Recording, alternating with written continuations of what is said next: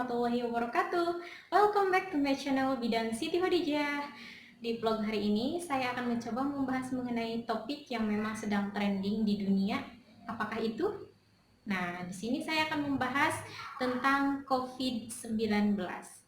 Mungkin Bunda bertanya dalam diri Bunda, what the meaning of COVID-19? Siapa COVID-19 dan bagaimana cara penularannya? Gejalanya seperti apa sih? Nah, di sini saya akan mencoba mengupasnya. Sebelum berlanjut ke videonya, jangan lupa like, comment, dan subscribe. Karena subscribe itu gratis dan jangan lupa nyalakan loncengnya. Jadi, apa sih COVID-19 itu? What the meaning of COVID-19? Nah, COVID-19 atau Coronavirus Disease 2019 merupakan penyakit baru yang memang dapat menyebabkan terjadinya gangguan pernapasan dan radang paru. So, penyakit ini disebabkan oleh apa sih?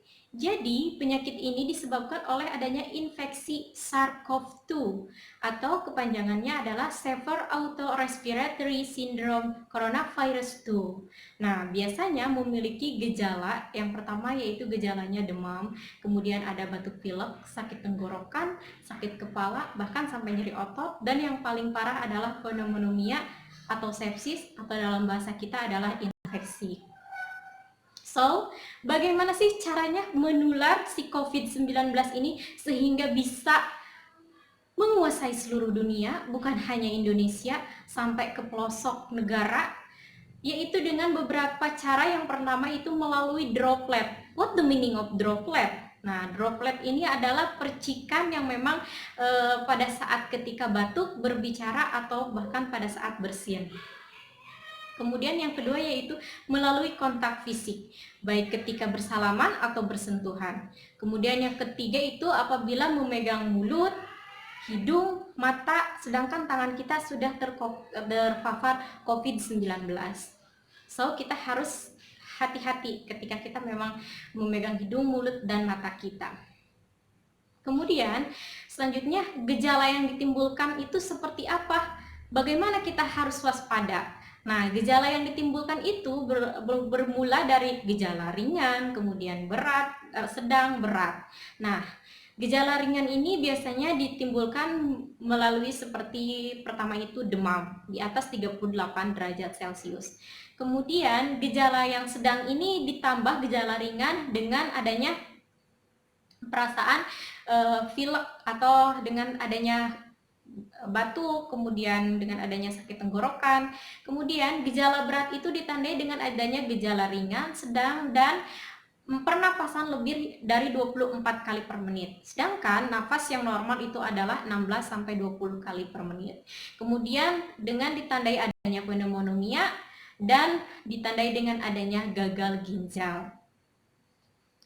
Selanjutnya, selain kriteria yang barusan juga didukung dengan hal-hal yang memang dapat menyebabkan terjadinya atau terkontaminasinya virus corona ini. Misalkan contohnya seperti satu, telah melakukan perjalanan ke negara atau wilayah yang memang sudah terpapar COVID-19. Kemudian yang kedua, kontak fisik dengan orang yang memang sudah melakukan perjalanan ke negara atau wilayah yang sudah terkonfirmasi terpapar COVID-19. Kemudian yang ketiga yaitu kontak dengan orang yang memang berasal dari negara atau wilayah yang sudah terkonfirmasi COVID-19. Kemudian yang keempat yaitu berkunjung atau bekerja di rumah sakit yang memang khusus merawat COVID-19. Dan yang terakhir itu adalah melakukan kontak dengan orang yang memang sudah terkonfirmasi positif COVID-19 selama 15 menit minimal dan jaraknya yaitu kurang dari 2 meter.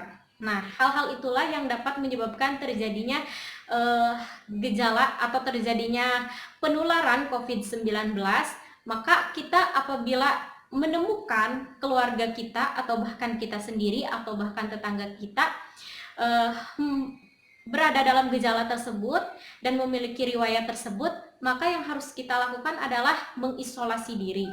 Selain dengan mengisolasi diri juga kita harus melaporkan ke perangkat desa Dan nantinya perangkat desa akan melaporkan ke tenaga medis terdekat di wilayah Anda. Kita harus tetap waspada, jaga jarak, dan tetap memegang keimanan, keislaman, dan serta ketakwaan kepada Allah Subhanahu wa Ta'ala, termasuk untuk mungkin untuk agama masing-masing itu kembali lagi kepada diri Anda. Saya ucapkan terima kasih karena Anda telah menonton video saya. Jangan lupa like, komen, dan subscribe agar saya tetap semangat membuat video dan menyajikan video yang bermanfaat untuk teman-teman semua. Dan untuk selanjutnya saya ada bocoran video yang akan saya bagikan, yaitu mengenai cara pencegahan coronavirus agar kita bisa memutus rantainya, dan apa saja yang harus kita lakukan ketika kita memang menghadapi wabah ini, dan apa saja yang tidak boleh kita lakukan ketika kita menghadapi wabah ini. Cukup sekian, saya ucapkan terima kasih. Wassalamualaikum warahmatullahi wabarakatuh.